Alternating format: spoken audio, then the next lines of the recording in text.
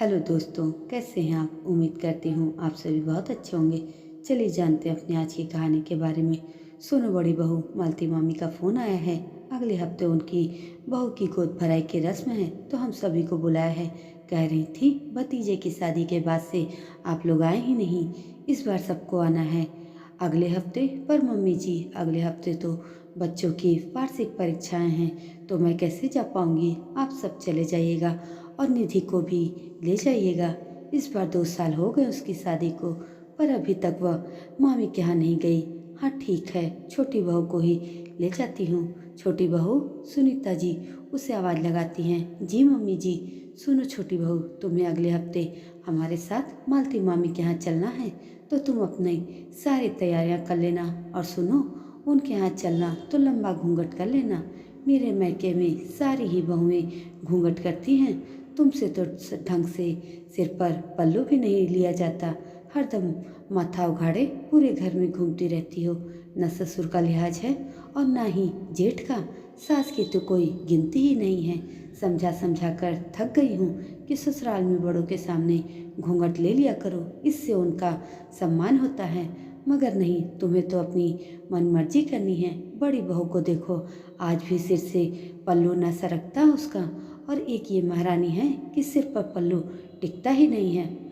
सुनीता जी का पल्लू पुराण एक बार फिर से चालू हो गया और निधि अपना पल्लू संभालती हुई जी मम्मी जी कहती हुई फिर अपने काम में लग गई।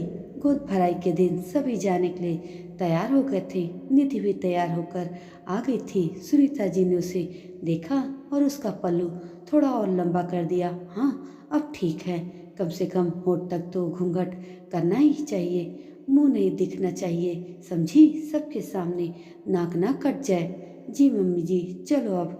खैर सुनीता जी जब सपरिवार मैके पहुंची तो वहां पहुंचकर वे हैरान रह गई।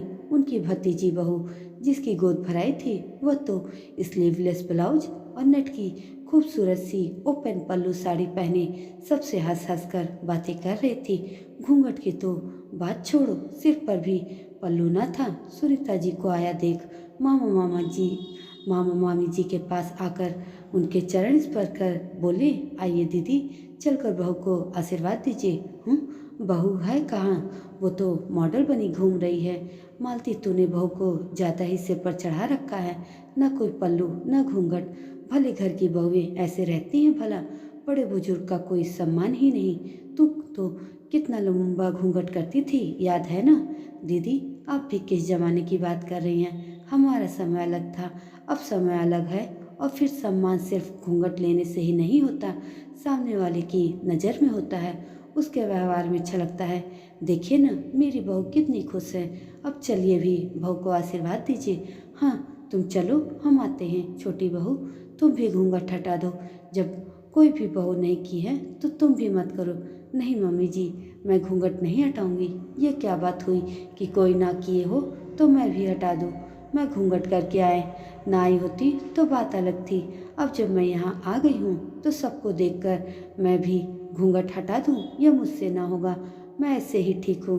तूने तो सास की बात न मानने की कसम खा रखी है। फिर निधि पूरे फंक्शन में घूंघट किए रही और सुनीता जी मुँह फुलाए रहीं कि छोटी बहू ने फिर उनकी बात नहीं मानी। दोस्तों, ये कहानी आपको कैसी लगी कमेंट करके ज़रूर बताइएगा। और ऐसी अन्य कहानियों के लिए मेरे चैनल को भी सब्सक्राइब ज़रूर कर दीजिएगा। धन्यवाद।